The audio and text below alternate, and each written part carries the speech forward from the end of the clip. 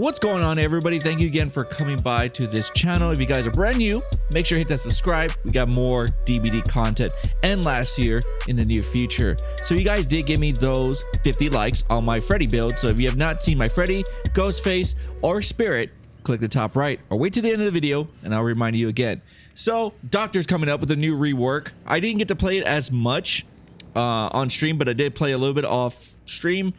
But the thing was weird because I hit record, it didn't record, so I have no gameplay to show you. These are based off from my experience whenever I got to play him in the PTB, and I feel like he is better from, trust me, it's like old Freddy versus new Freddy, which was better? Obviously, new Freddy. The same thing goes with Doc. He's a little bit annoying to play against, but people say the same thing about, you know, Freddy. So I'm here to tell you my build. If you're brand new, this is how it works. I give you my build, I give you a sweaty build, I give you a beginner build, and then I give you a bonus build. So I give you 4 builds in total for basically, you know, myself, beginners, veterans, and a fun build. So yes, take a look at Doctor right now, looking very, very scary. If you're wondering why is this like transparent and why is this see-through, it's because I turn off anti-alias because I feel like you see more survivors that are crouching, especially blendettes, and I just think the game runs a lot smoother. Yeah, that's just how I feel. You can't do it on console. My first build I like to run is Corrupt, Surge, Save the Best, and Sloppy. And you're going to be asking yourself why. Well, with the new Ruin change, I'm not sure if I really want to run Ruin. Corrupt is a great perk on him because one is going to push survivors towards you. Therefore, you can get him to, like, not into madness, but you can find him quicker. Because again, his whole rework is so different. We're not here to talk about his rework or his power. We're here to talk about the builds I'm going to give you. Maybe down the line I'll do more videos explaining his power a little bit, but another one that I feel like it's going to be pretty cool on him, and I think these 3 perks synergize to it, is Surge. He's an M1 killer, so an M1 killer is always going to depend on something to help him out. That's why I run Save the Best for last. But Surge, you down him and it gives him 8% regression, which is not that great, right? And you're like, well, I wouldn't run that, Jay, because like, if you were going to run it, you need to run Surveillance. Yes, you could switch out either Save the Best for last or Sloppy if you are going to run something like Surveillance on it. So if I want to do that, Surge and Surveillance is always great. And yes, you can even run Ruin if you still want to run Ruin. We'll talk about that later.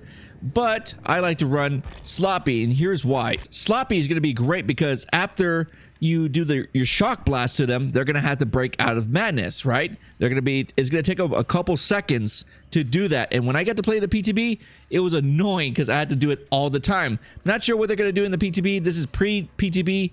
The Doctor rework should be coming out either on Tuesday or Wednesday, whenever you watch this or whatever. After they snap out of it, guess what? They have Sloppy now they have to deal with. Heck, you can even run something like Dataphobia too. That's going to help you out from them. Like, you know, after you put them in madness, they have to get out of it. They have a long hill to deal with. But again, I still think Doctor is not the greatest, so he needs something to help him out in the chase. Save the Best for last is probably one of the best perks. I know, like, one of the best perks on him, but I know some people don't like to run it because you lose stacks when you hit your obsession. It makes sense to run it on Pig. It makes sense to run it on Demo. It doesn't make sense to run it on him. So if there's something else you want to switch out, there's always, like I said, Thatophobia, Surveillance. There's all types of things that can help you out. But this is basically the build I like. I was doing a couple games. Like I said, I only got to play 3 games. The first game I got to play, this build was pretty fun on him, and I didn't use any add-ons. On these builds, I'm not going to show you any add-ons because, again, they could change in the rework whenever he does come out. Now, this one is for you guys, the people that are just starting out on Doctor. You don't have that many perks. You guys know me. I always throw one out there for you guys. So this is what you should run with him. And here's why. Moderate Abuse is really good. It comes with Doctor, and it gives you 8 meters. It helps out the FOV, which is, it's only 10, you know, it only happens when you're in chase, I believe. But it's still not that great. You want to use it for the extra meters. So then when you stack it up with Distressing, now Distressing is a free perk that you get in the game. It increases your by 26%. So, you know, obviously, you know, you're basically getting everybody into madness. You're making them snap out of it more and more and more. So this is what you're gonna, and also it'll be really good to run stuff with this because you're gonna be putting so much gen pressure when you run overcharge, because every time you kick a gen, it's gonna be very hard to hit those skill checks. I don't know what it is. It's only Doctor that anytime anybody runs overcharge, I don't find it that difficult. But for some reason, there's gonna be certain add-ons that make it backwards for the skill checks. So when you stack it up with your add-ons, again, they're not here because he hasn't came out yet. But I feel that when you run that with the overcharge, it's going to cause a lot of problems for a lot of survivors. Obviously, Sloppy, you can never go wrong with it. Again, you're going to be keeping people always in madness. They're going to be trying to snap out of it consistently every time whenever you do your shock blast. And guess what? Sloppy, after they're done with that, they have to deal with Sloppy if they are injured or not. This is a pretty standard build. Again, if you can switch another perk, you can always go, you can switch this out for Whispers, but I feel like you don't need Whispers as much because you're consistently getting your shock blast and you're finding where they're at. But hey, nothing's wrong with Whispers if you need more awareness with him. I guess Bitter Murmur is another perk that a lot of people do like run, but I wouldn't run Bitter Murmur. Heck, even Spies of Shadows can help you out because you're gonna have people trying to crouch a lot. Another perk that is kind of underrated on him, I would say honestly, if you see a lot, now again, if you see a lot of like flashlights, medkits, toolbox, when you run this, like if you switch this out for this one, it's crazy how fast. Like, I don't know what I had. I think I had a purple med kit with like a green and yellow charges. And I was healing myself with Sloppy. This doctor was decent. And I was healing myself, but I was in his terror radius because he was running basically this Distressing Modern, and I think he had Ruin. But man, dude, like that thing ate up my damn fucking med kit. Like there's no tomorrow. But yeah, like again, it comes with him too. It's one of his 3 perks he comes with. His best one is Monitor, second Overcharge, and third Overwhelming. Nobody uses as much because why use this if you have Franklin's? But if you're one of the new people that have nothing like Franklin's and you need to stop those people that are using like a lot of like toolboxes, med kits, or whatever, this can help. But I would recommend something else. Like that's my last choice. But if you have nothing else, then why not? Now this is my sweat build. Again, things can change because in the PTB, when you ran Ruin and Surveillance, they would actually synergize with themselves. If you guys don't know, the new Ruin, ignore this. The new Ruin, basically, if somebody gets off the gen, they're getting 200% regression on it. So the whole purpose is that the Ruin is supposed to like work how if I chase somebody down and I put them on a hook, it forces them to get off the gen and go get them. But we all know how that turns out. I don't know about how I feel about the new Ruin, but when you run Ruin and Surveillance with the new Ruin, it's actually pretty good because once they get off it, it turns white, and then if they touch it again, it turns yellow. So when you run Ruin and Surveillance with the new rework of the new Ruin, it's a great synergize because you're always getting like, I don't know what happened, dude. I just saw like 3 people on 3 separate gens. And it was because I was running Ruin and Surveillance because it was always letting me know like, oh, this is yellow, that's yellow. And it was just a great, like, you know, just indicator, just let me know which gen I should go or how many people are over here and that. Obviously, you're going to want to run Pop. Again, this is the sweat build. If your Ruin does go away, whatever, you have Pop as a backup. And if you're not applying any pressure, at least you're going to have Corrupt for 2 minutes to help you out. Now, I know what some people are like, oh, I don't like to run Ruin with Corrupt because, you know, that gives them more reasons to like just go find totems. Yeah, but you never know. You might get lucky.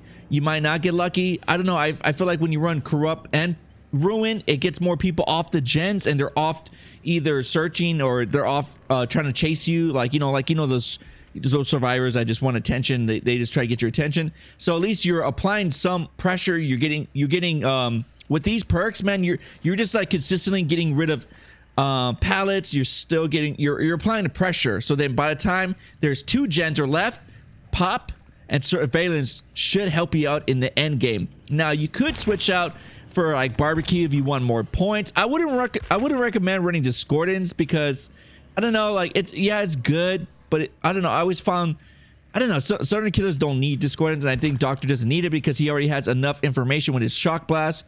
You could run, you don't need like Thrilling Tremors because again, you're getting so much information on the gens already. You can go, I guess Barbecue. You could go Haunted. You could go Devour. You could go Noed. But these 3, I think they really synergize really well with each other, especially with the new Ruin change. And yeah, that's pretty much a sweat build. Again, if you guys have any builds that you guys want to talk about, please leave the perk names and your builds down below in the comment section. I'm always like intrigued by like what you guys built, because then I could try it out on stream and I'm like, oh, you know what, we try it out. Now this is the fun build that I like to talk about every end of the video, that I think fun to run, but you most likely probably won't win because you know how fast gens go. But I like to run these build, and it's very nice, very nice. Nemesis obviously would play with your food. If you guys don't know, anytime they stun you with a pallet or a flashlight, you get a stack when you're playing with your food, and you're just going to be getting extra speed every time, and you can stack this up. Now the reason why I like to run Nemesis, play with your food, and Dying Light, because again, you're always consistently switching your obsession. So everybody's like, oh, I got action speed, I got this, that, it's really good against like Survive Your Friends. Like certain people have like certain builds, like, oh, I got, you know, Dying Light, I have body, it's gonna stack up, and then you switch them and then they're like, oh shit, I don't have any more now, I can't. Like now sloppy is the key factor in this build.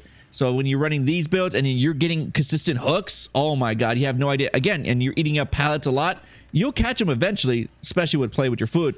An extra 5 speed, and if you even get 2 stacks, it's still super strong on Doctor, because again, what are you doing? You're using your shock blast and you're always getting awareness of where they're at. So it's gonna be pretty fun. This is the build that I'm gonna try to main it and see if I can make it work whenever whenever the you know, the rework comes out. So again, make sure you tune into my live streams. I won't probably be streaming this Tuesday coming up, but I'll be streaming Wednesday, and I'd love to see your face there. The link to that is down below. Make an account, come by and say hello, and say you came from YouTube, and I'll give you a huge shout out whenever we go live. I just want to say thank you to everybody who watches my videos on DBD. I'm not much of a editor anymore because I focus more on streaming, but when you guys like tend to come to the stream more, it makes me more motivated to do these type of edit videos because they're fun to do. But right now, my main focus is just upload highlights so you guys have something to watch. I know how some of you guys are huge Dead by Daylight fans, and you just want to see a quick 5 to 10 minute game, and I got you.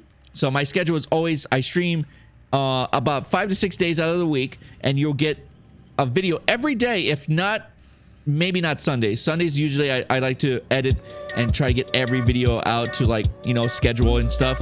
But yeah, make sure you follow my Twitter and all that good stuff. Everything is down below. Check out the merch store if you're looking for some merch.